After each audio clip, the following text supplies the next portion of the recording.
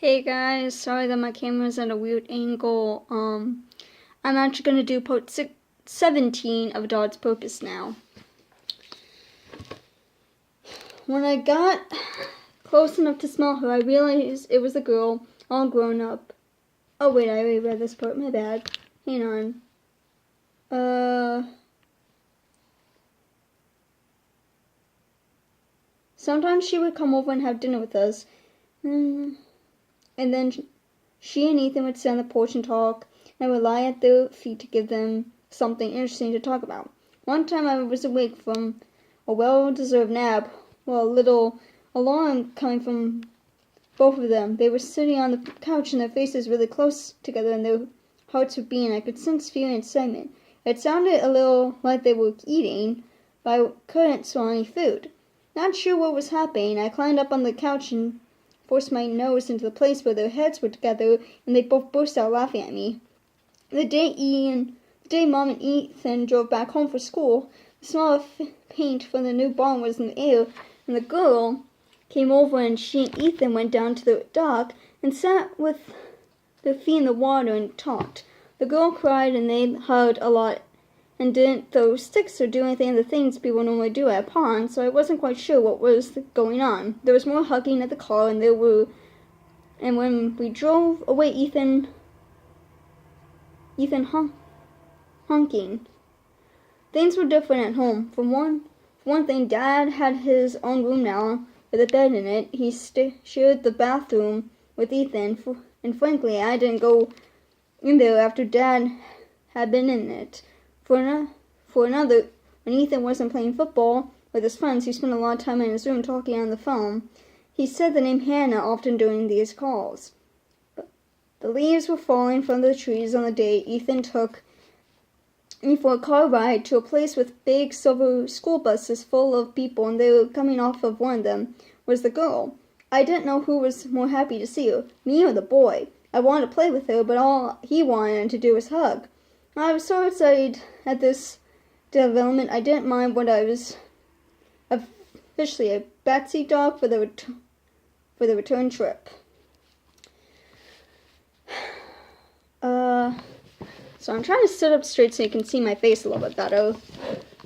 Oh, okay, here we go.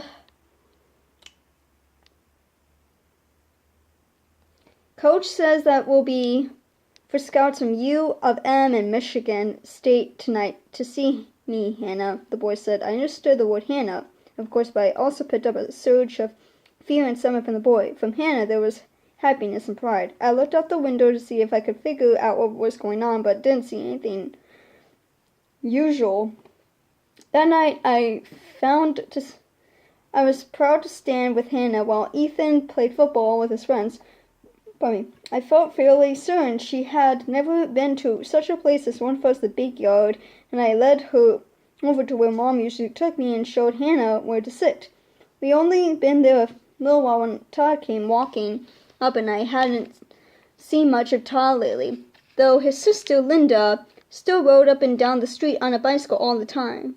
Hi, Bailey, he told me, really friendly, but there was still something very wrong with him, and I just sniffed at his hand when he offered it to me.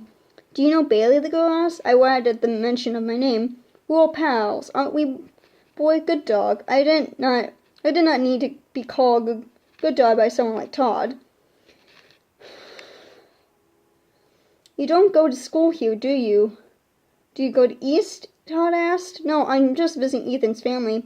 What are you, a cousin or something? The people in the crowd all shouted, and I jerked my head around, but there was nothing happening but more rustling. It fooled me every time they did. No, just a friend. So you want to party? Todd asked her. Sorry, want to party. Some of us are getting together. This game's going nowhere. No, I better wait for Ethan. I caught my head at the girl. I could sense her getting anxious for some reason, and I could feel Todd's anger building inside him like it always did. Ethan, Todd turned and spat in the grass. So are you two a couple or what? Well, 'cause you should know he's pretty much going out with Mitchell Underwood. What? Yeah, like everybody knows it. Oh. Yeah, so if you're thinking you know him and you. That's not, that's what's going to happen, Ethan. Todd moved closer to the girl, and when she stiffened, I saw that his hand was touching her shoulder. Her rising tense brought me back to my feet. Todd looked down at me. We locked eyes, and I felt the fur lifting on the back of my neck, almost involving a low growl emerged from deep in my throat. Bailey, the girl leaped to her feet. What's the matter? Yeah, Bailey, it's me, your pal. He turned to the girl. I'm Todd, by the way. I'm Hannah. Why don't you tie up the dog and come with me? It'll be fun. No, I couldn't do that. Why not? Come on. No, I have to take care of Bailey. Todd shrugged. He stared at her. Well, whatever. The force of his anger was so strong I growled again, and this time the girl didn't say anything to me about it. Fine, Todd said. You ask Ethan about Mitchell, okay? Michelle. Oh, it says Michelle. Why did I say it was Mitchell? I'm so sorry, guys. Yes, okay. You ask him. Todd jammed his hands in his pockets and walked away. Ethan was pretty happy inside when he ran over to see us an hour or so later. Michigan State, here we come. Spartans, he shouted. I whined and barked, and then his happiness went away. What's the matter, Hannah? Who is Michelle? I put my paws on Ethan's leg to let him know I was ready to play with him with the football if he wanted. Michelle? Who do you mean? Ethan laughed. But the laughter stopped after a second as if he had run out of air. What's wrong? They walked me in circles around the big yard, talking so inventively, involving in conversation they didn't even notice when I ate a half of a hot dog, some popcorn, a bit of tuna sandwich. Before long, nearly everyone else had left, but they kept walking around and around. I don't know this girl, Ethan kept. Who did you talk to? I don't remember his name. He knew Bailey, though. I froze on my name, wondering if I was going to get in trouble for the candy wrap I was eating. Everybody knows Bailey. He comes to all the games. I quickly swallowed, but apparently I wasn't in trouble. After another pursuit around the big yard, made uncertainty by the fact that I pretty much found everything else, but the boy and the girl stopped and hugged. They did that a lot. You're all sweetie, the girl laughed, pushing him away. Want to go for a car ride, Bailey? The boy asked. Of course I did. We went home and there was some more quiet talking, and they fed me, and I was content to fall asleep on living room floor while the girl and the boy wrestled silently together on the couch. We had a new dog door now from the back door right out into the yard, and no one ever tried to suggest I should have to sleep in the garage anymore. I was glad I broke the family of that habit. I went outside to believe myself wasn't diminished to find a piece of meat lying in the grass for the fence. The funny thing was, it didn't smell right. There was a sharp tag to it and an odd, bitter odor. Even more strange, Todd's scent was all over it. I picked up the pieces of meat and carried it to the back patio when I dropped it, the bitter taste causing foam in my mouth. Then I sat and looked at it. It was pretty bad flavor, but then it was a nice chunk of meat. If I chewed it fast enough, I could probably swallow it without tasting it. I poked the meat with my nose. Why, I wondered, did it smell so strongly of Todd? 14. When Mom came outside the next morning and saw me when I held my head and tapped the patio with just the tip of my tail, for some reason, though I had done nothing wrong, I felt really guilty. Good morning, Bailey, she said when she saw the meat. What's that? When she bent over to look more closely at the meat, I dropped onto my back for a tummy belt. I'd been staring at that piece of meat all night. It seemed and I was exhausted and needed reassurance I had done the right thing, even if I didn't understand why. There was just something wrong here, and it had prevented me from taking advantage of the free meal. Where did this come from, Bailey? Mom stroked my belly, lightly, and reached over and picked up the meat. Ugh, she said. I sat up alert as she was going to feed it to me. It was okay. Instead, she turned away to take it into the house. I rose up on my back legs a little. Now that she was moving it, I changed my mind. I wanted to eat it.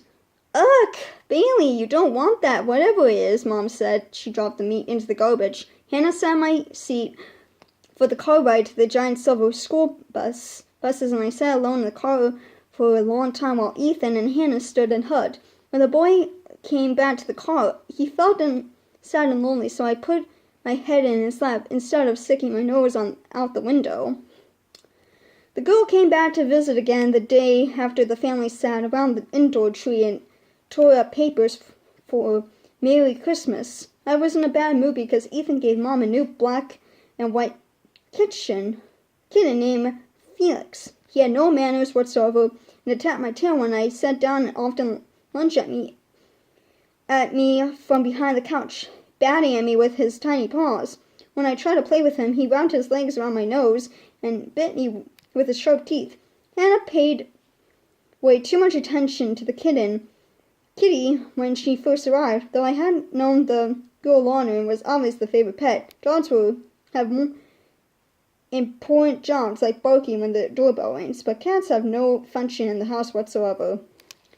Typical dog thinking, if you ask me. Anywho, one thing that the kitten couldn't do was go outside. The ground was covered with a thick layer of snow, and the one time Felix ventured to put a foot into the stuff, he turned around and ran back in the house as if he'd been burned. So when Hannah and Ethan built a big pile of snow in the front yard and put a hat on it, I was right there with them. The boy liked to tackle me and drag me around in the white stuff, and I let him catch me for the sheer joy of having his arms around me, the way that he'd play with me every day when he was younger.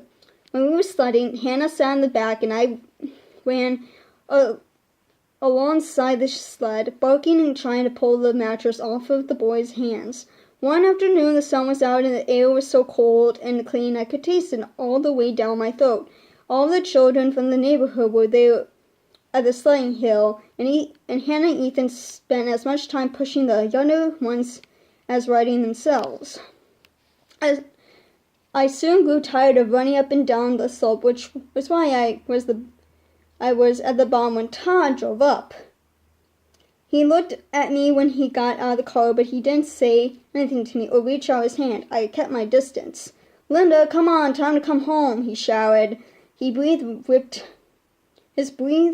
breath whipped out of his mouth in a steamy cloud. Linda was on the slope with 3 of her little friends coming down a saucer-shaped sled at about 1 mile an hour. Ethan and Hannah flashed past them on their sled, laughing. "I don't want to," Linda yelled back. "Now, Mom says." Ethan and Hannah came to a halt at the bottom of the hill, trembling out of their sleds. They lay on top of each other, giggling. Todd stood and watched them. Something in Todd came to the surface then. Not anger, excitement, but something worse, something dark, an emotion I never felt from anyone before. I felt it in a way he stared at Ethan and Hannah. His face was still. Ethan and the girl stood up, wiping snow off of each other, and came over to see Todd, their arms still entwined. They read such love and joy blinded them to the hate-filled connections emanating from Todd. "Hey, Todd." "Hi, this is Hannah." "Hannah, this is Todd. He lives down the street." Hannah reached her hand out, smiling. "Nice to meet you," she said. Todd sniffing a little. "Actually, we already met." Hannah cocked her head, wiping her hair out of her eyes. "We did?" "When was that?" Ethan said. "At the football game." Then he laughed, a sort of bark. Ethan was shaking his head blankly, but Hannah blinked. Oh, right," she said, suddenly summoned. "What?" "I have to pick up my sister." "Linda!" Todd yelled, cupping his hands. "Come now! Come home now!" Linda detached herself from her pile of friends and tugged through the snow dejectedly. He's the one I talked to," Hannah told Ethan. Some way flickered through Hannah, and I glanced at her curiosity, then turned my head at Ethan when I felt a rising anger from him. "Wait, what? You? Todd, you were the person who told Hannah I'd been with Michelle? I don't even know Michelle." "I got to go," Todd rumbled. "Get in the car, Linda," he told his sister. "No, wait," Ethan said. He reached his hand out and Todd jerked away from it. Dun, dun, dun.